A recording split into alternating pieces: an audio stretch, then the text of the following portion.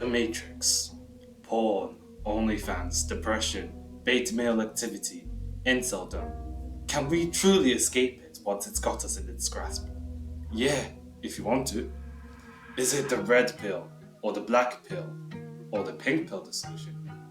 Nah, I got another pill for you. This hard to swallow pill will show you all the obstacles standing between the incel and freedom of their past. How you can tackle them as the incel themselves or those around them, and give them the motivation to do something about it. Newsflash, you'll have to stop pitying yourself to get started. Remember, you don't have to swallow the pill. You can always go back. So, what does OnlyFans and porn have to do with incels? They make the cycle worse, providing yet another vice to keep the incel within the matrix. But what then happens in the matrix? The incel will face one or several bad rejections. Those rejections will lower the confidence of these incels when talking to women. They'll then fail to get into healthy relationships with respectable women. This failure to achieve this goal does more damage to their self-esteem, further lowering their confidence. To cope with this failure, they will distract themselves with OnlyFans models, aka women of the streets. This distraction sets up unrealistic expectations of excessively subservient whores, which incels now imagine women to be. When these false expectations are brought before the woman they try to date, obviously, things go wrong. And it's go back to the loop, and we go over and over and over and over. So, what's really the problem with incels? Society doesn't really like incels. I'll get to why that is a problem later on. They're seen as annoying, wasting their time whining about women not valuing men like them enough, whilst being overly reliant on the degradation of whores and whatever other women come across their path to amuse themselves. Is this all of them?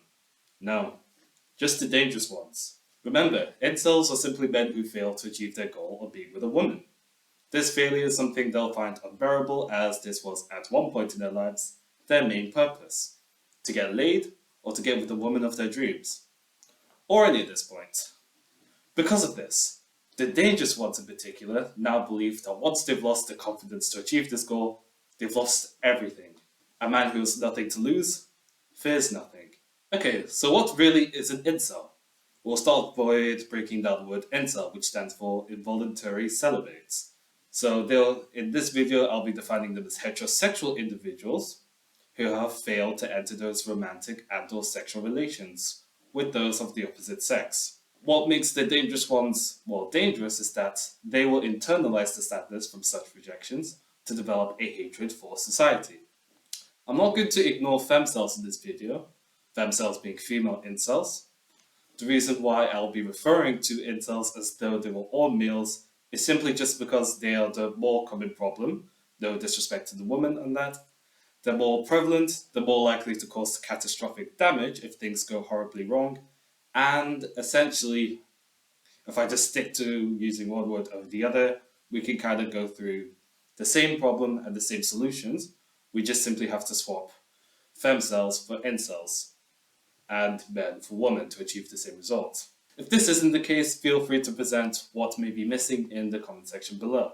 Anyways, the common belief amongst incels is that the reason why they were unable to get into meaningful relations with the opposite sex is that the world, usually women because incels are usually dudes, is out to get them. They think that the attractive women, the Stacys, are too picky and that they will only flock to the Chads of the world, leaving men like the incels with no chance of getting laid or dating. This self-victimization is the core of what it means to be an incel. It's not my fault that I can't get a girlfriend. It's everybody else's fault. The smarter, more attractive men keep taking all the women. The women are too picky with who they date. They won't date an ugly guy like me. Such thinking can encompass other immutable variables, which the incel can blame for the same reasons: race, height, genetics. The idea that women don't date ugly men completely ignores the fact that a lot of incels don't want to date women they think are ugly either. Beauty is in the eye of the beholder, of course, and standards of attractiveness differs from person to person. I mean, we've all seen the memes on women seeing 5'11" dude, 6' dude. It would be intellectually dishonest for me, however, to not mention that in this study, Sparks et al. 2023, might suggest the opposite. That such thinking does occur in the black pill community, but it will happen to a lesser degree than non-incels. Nevertheless, For those incels who do subscribe to such a notion, this allows the incel to further internalize their negative emotions in response to a few failed attempts of relationship seeking and trap themselves once again in the negative feedback loop of negativity, or as I'll be calling it in the video, the matrix.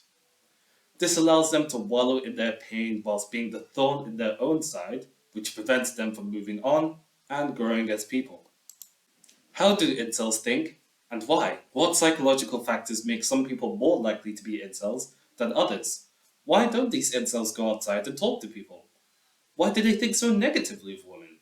Why have they given up on society as a whole? I'll tackle these questions in reverse order.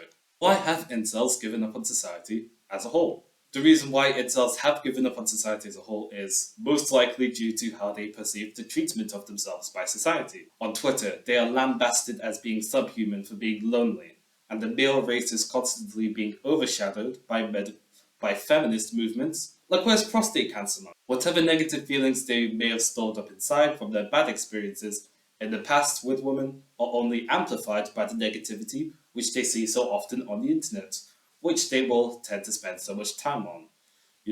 Developing superficial relationships with OnlyFans models who do not really care about it, and as such. Cesspools like Twitter and TikTok, which they spend so much time on, are part of the reason why they lose more of their faith in humanity with every second, just like me. The chances of any woman out there being attractive romantically, the chances of them being valued at all in society, the chances of humanity improving at all those reasons go out the window, and social media is the one who pushed them over the ledge. I mean, on Twitter, it's just needless hatred of anything which isn't a minority. Screw religious people. Screw white people. Screw men. Screw history. If that's all you see about humanity, of course your outlook on humanity is going to be bleak. As such, many incels feel pushed to the red pill ideology, which gives some basic and flawed theories to explain what they see. Obviously, the glaring answer would be for them to go outside or search for other things on the internet to escape this obviously bad echo chamber. But due to how incels currently think, these obvious solutions aren't as apparent and or achievable for all of them as we might think. Only some of them will do the right thing and go talk to women physically to make the shocking revolution that not every woman is this basic, hypergamous, sex-obsessed gold digger. Once again, can't stress this enough, this isn't the norm. Never trust a woman, even if she's telling the truth. This is an actual quote from an incel, like, no joke. Why do they have such a distrust in women? A distrust so bad that nothing can get them to ever open their hearts to a woman, even slightly, ever again. Based on previous failed attempts to get into relationships with women, incels lose hope in finding a woman who they want to date. I mean, some of those rejections were harsh, albeit not a proper excuse to turn to Inceldom / the black pill. Anyways, such negative experiences in person with women, coupled with what they hear from women on social media, help to paint a big picture of what women are like, at least to them. That picture looks as hideous as anything you've ever drawn when you were 5. As such, they view women as a whole pretty negatively. In Inceldom, it gets to the point where any woman who wished to bring light to the issues of Inceldom and to provide solutions are either seen as snakes out to get them and or to convert them to the political left, or are... I mean, look at Brett Cooper. She can't be a woman. She cares too much about men. She's got to be Ben Shapiro in disguise. Just look at the similarities. Their previous experiences will define their current outlook on women so badly that it is near on impossible to get any incel to change their mind. And the woman is certainly not going to be the one to do so. After all, never trust a woman, even if she's telling the truth. I want to, but I can't. The point of being an incel, aka involuntarily celibate, is that they want to be in a romantic relationship with a woman and hopefully get laid. Being an incel isn't ultimately what they want. In a study done by Costello et al. In 2022, incels were far more interested in seeking relationships than non-incels, and were more likely to consider cosmetic surgery than incels.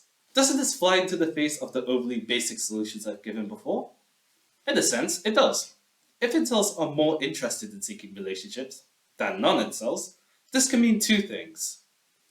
The incel is doing the right thing and still not seeing results, constantly on the look for the woman of their dreams, either by doing it the socially acceptable way, presenting yourself out there, making yourself known on the internet, going out in public places like the libraries, whatever, to find women, or by, let me get ready for this, spitting honestly the worst game to ever grace mankind. If the incel is the former, then what I've said so far regarding how to escape means nothing to you. I mean, that's what you're already doing. The most I can do at this time is just to try and motivate you to continue doing so. Don't give up. You'll find them. It might take you till when you're 40, but that doesn't mean you'll never find them. Please keep going. For the latter, you should probably start by doing what the former is doing. So then, how do we make that happen? Perhaps a good place to start is to find out what makes the latter so different from the former. That will probably be determined in their minds. Incels, the product of the mind. There seems to be a plethora of mental factors which make some people more predisposed to become incels and worsen the incelic state of some more than others. Some of which are going to be mental illnesses. You got to consider some incels have a history of mental illness in their families. Others may be the first to express such mental illnesses in their families. 18% of incels have a formal diagnosis of autism, which is double the rate among the general population. And 38% of incels are formally diagnosed with depression. Another factor to consider would be introversion. Some people are born with more introverted natures than others.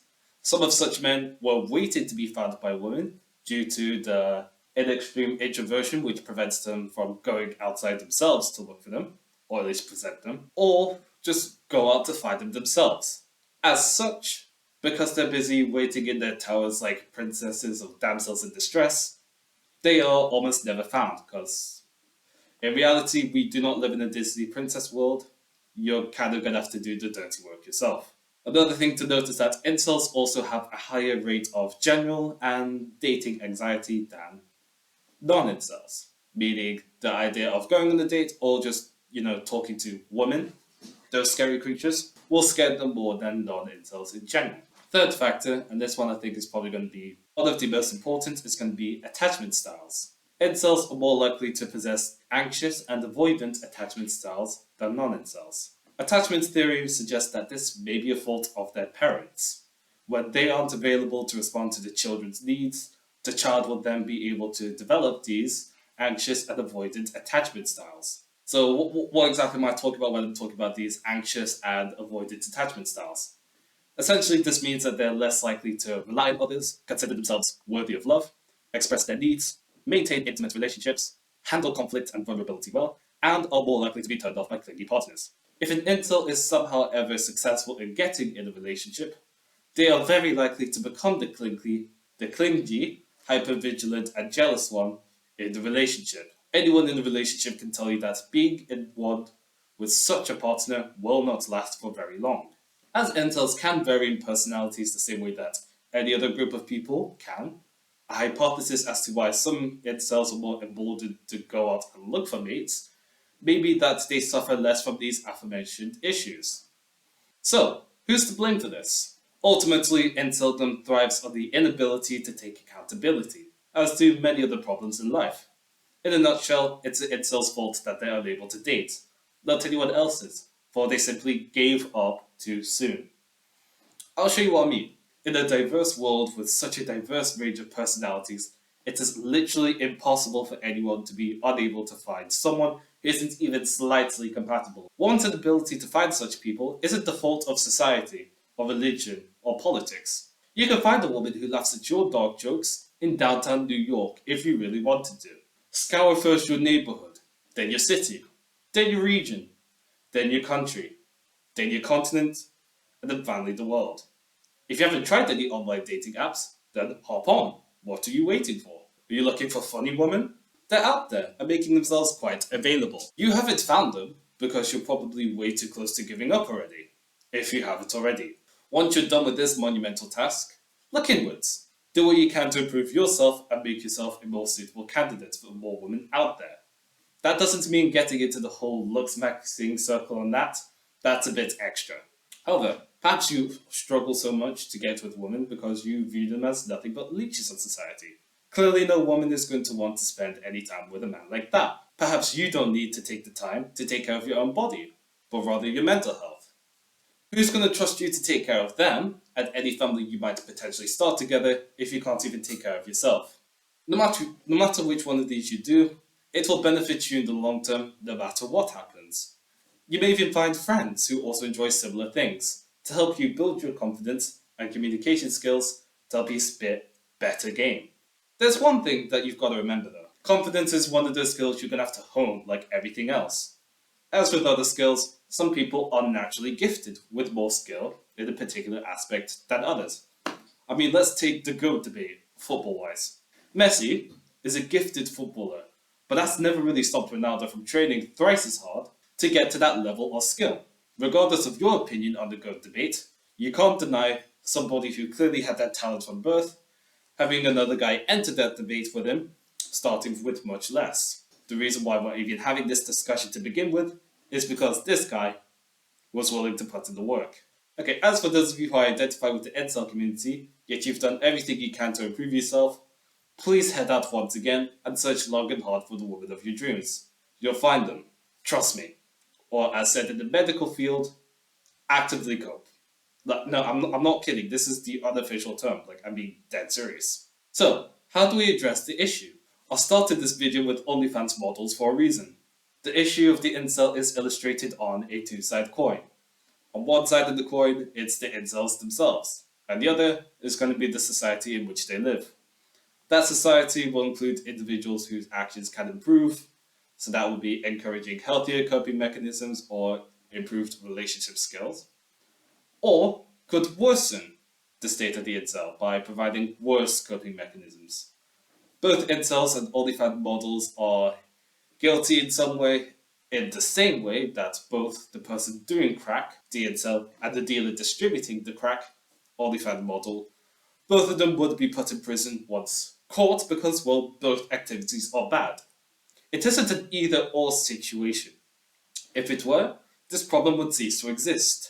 Some of these incels might look to other sources of explicit content in their misguided attempts to cope with the pain, but adding to this degeneracy to profit off them, OnlyFans, is by no means good. So which side do we start with first? Tackling the issue externally. As with the coin allegory I've given before, we've got to tackle the issue from both sides to get rid of the problem. So that would be dealing with the mentality of the incels themselves, whilst also removing the obstacles to normalcy which the incels run back to as negative coping mechanisms, i.e. the sex workers and isolation. One of these pathways provide an easier foothold to start in, the sex workers. If sex work and pornography was made illegal in a country, the incels would probably just download VPNs and simply access these things in other countries. I mean, this on the surface doesn't seem to change much, but like I said before, it makes it that little bit harder for these men to feed those unhealthy addictions, at least if they're interested in breaking them. That little resistance provided might be just what we need to stop even a few in their tracks. That's progress of some kind. We see this type of action taken in countries such as the United Arab Emirates, and common sense seems to suggest that this approach should work. If other countries were to follow suit, accessing explicit content would be that little bit more difficult and inconvenient, that incels would be forced to find different and hopefully healthier means of coping with this trauma. As I've said earlier, this method doesn't work for those who are that more fixed in their ways and that more determined to find the naughty, but it will slim the numbers down a bit. There are apps which one can download to act as a firewall to block this explicit content on a phone or a laptop. Inceldom and feminism, the two sides of the same coin. The other pathway would be to establish more productive conversations on gender roles in society. Part of the reason why incels are so fixated on the little subgroup is that they feel that the outgroup, aka the rest of the world, is against them. They feel this way because of the opinions of many modern feminists which oppose them. These women feel this way because they believe that the patriarchy has rigged the system, biased to men, and for these men, and that if they still fail to exploit the system and bag them a baddie, it's entirely their fault. As such, They'll mock the incels, which only vindicates their incel position against women. These women feel this way for the same reason that many incels flock to Inceldom: victimization. Things aren't going the way I want them, all because of them. Essentially, people like pitying themselves and blaming their outcomes on others. These women simply just flip the incel card and blame men as a whole for their problems. These issues both arise from a mishandled attempt to approach gender conversations. We live in a time where such topics have become increasingly political, meaning that many more people take offense to differing opinions, which makes the resolution of biases much more difficult. This is a problem because such biases defended on an emotional basis make people far more hostile to differing opinions, which thus in turn makes meaningful dialogue on the grand scheme near impossible. Obviously, this is bad as paradigms such as the Chad Stacy model and the patriarchy can't be dismantled and broken down into promising compromises. What would rather happen is that these two sides would distance themselves from each other, spread their misinformation amongst their little bubbles, and further emphasize the issues which their paradigms bring upon the world. As a result, the situation doesn't get better, but rather makes the other side worse. Can we do something about this? That will probably have to be a whole other video. Tackling the issue internally. Whilst we work on the external factors, one must realize that the psyche of the incel must be understood in order to find out how they can overcome the mental trauma which plagues them. One of the most useful tools to use to tackle the issue is going to be friendship. It's quite underrated in dealing with a lot of problems that an individual might face. After all, there's strength in numbers. The reason why incels struggle so much with developing the communication skills and confidence required to display one's worthiness to be in a relationship. They have no friends because they lack the confidence to talk openly about personal things with other guys. To cope with their loneliness, incels will flock to solitary coping mechanisms such as porn consumption, studying, reading, watching TV, lifting weights, etc. Obviously, even if some of these habits are good for the physical and mental growth of a person, they will not help to address the main problem of loneliness and relational isolation, but rather can be tools to exacerbate their loneliness and drive them deeper into isolation. There's always the possibility to do all of these things with other people, but that's the thing which makes incels who they are. They struggle with forming meaningful connections. It's a vicious cycle which will require us to directly intervene, talking them into more social events, first with guys to develop basic conversational skills, and then slowly introducing more women for them to meet as their confidence grows. So then, would enforcing the touching of grass help? I suggested hyping up the incels to go to public spaces to get them to practice the relationship building skills and communication skills which they obviously need. There's obviously two questions which need to be asked here. One, is this realistic? And two, is this beneficial? As for the first, it would require us to know where exactly to find the incels. For some of us, it might be a lot easier to do than others, taking into consideration that only a third of the incels who responded to an incels.co poll in 2018 actually had the friends, or at least people who knew them. If such proportions translate to a larger scale, then it will be a major challenge to locate any of the other two-thirds of the incels, without them obviously committing heinous crimes. At that point, it'll be too late. The closest thing these two-thirds have to friends are the other incels who flock to websites like incels.is and r/men's rights. But all of these relationships are superficial at best. The other men there are just to listen to you vent about how much you hate women and how everything is against men. Such behavior has its fancy name: tendency for interpersonal victimhood, or TIV, aka just collecting together people with similar problems like you to complain about said problems. This really becomes a problem when that's all you talk about. Because of this TIV, these men lack the relationship building skills to actually care much about other incels, going as far to block anyone even suspected of being a female. Once you can't relate to them and their involuntary celibacy, you're meaningless to them. This is the severity of the problem we're tackling today. What other hope do we have other than forcing them to make that leap of faith that first step to getting out of this mess. That first step will be the hardest step, but life will get a lot easier for them once they are pushed past those first couple of steps. I believe that actually meeting people for reasons other than self-victimizing misogyny will be those first couple of steps. Say hey, okay, so which events could we possibly start with? Conventions. They're a great place to start because they're places where fans passionate about a specific piece of media, something which many incels will tend to have in common, can freely express their passion about and bond over with other fans. To ensure that any relationships formed are long-lasting, we're kind of going to have to need to watch over their shoulders to make sure they've at least got the contacts of another fan who lives close by.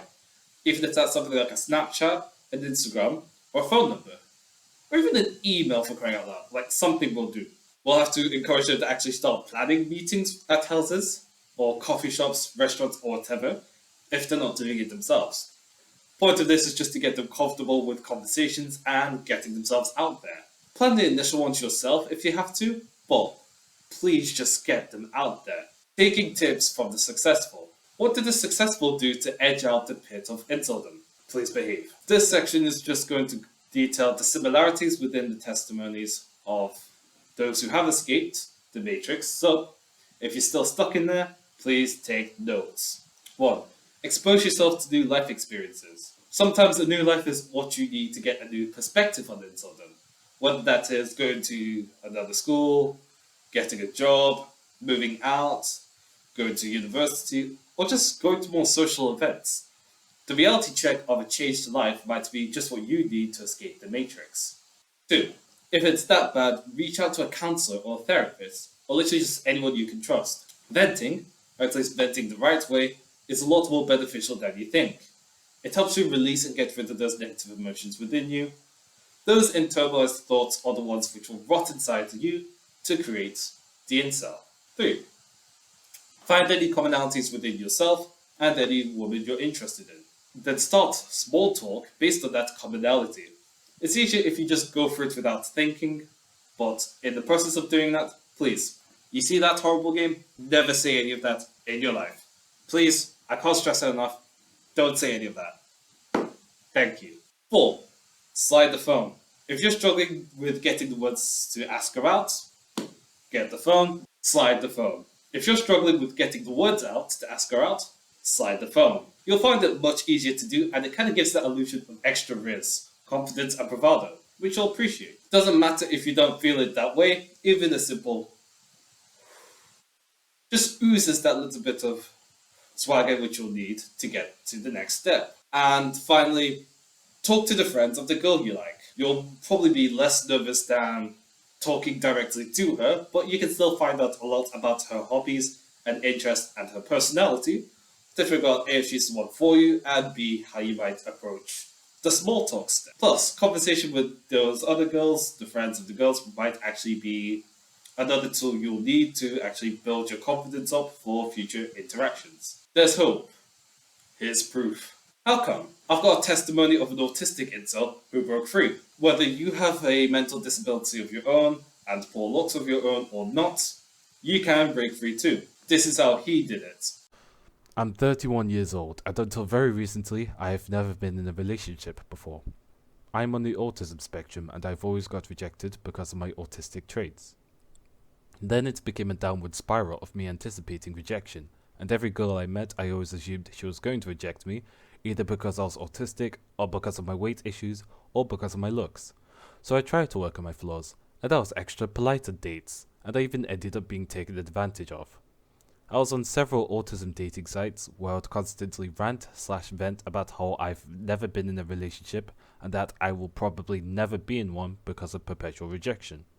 There were several girls in the group who bluntly told me that, because of my attitude, they would not date me. Unlike myself, they were also autistic, and they told me that the reason I'm being rejected isn't because of my autism, but because of my catastrophic pessimism about dating. Also, I would often end up being taken advantage of, as I would be so eager to please that even when it's obvious to anyone that this person was taking advantage of me, I would often let them because I'm afraid of them abandoning me.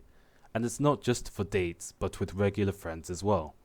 I often thought that it was because of my autism why I got rejected so much, But it turns out that my friends were right, that it wasn't deep. It was because of my pessimistic attitude and trying so hard that I got rejected. One of the girls that I was dating bluntly told me that the reason she was rejecting me was because I was trying too hard to impress her, and she even confessed to me that she knew the reason why I was doing this, and it's because I didn't trust her enough that she would stay with me, and that she didn't want to date someone with such low self-esteem. But I met a girl on an autism dating site and now we're in a relationship. Dude, I don't want you to lose hope. Listen, if you're going to have a pessimistic mindset, then that will be a reality. When I started predicting that every girl would reject me, that's exactly what started happening, and I was being perpetually rejected. And if I continued to think that way, it was going to continue happening, maybe even into my 40s. I got rid of my incel mentality. The only time I ever had sex was when I paid for it. As because of my extreme social awkwardness, because of my autism/social anxiety disorder, I could never get laid, and my body type didn't help either. And beside my social awkwardness and social anxiety, it was actually my biggest hurdle.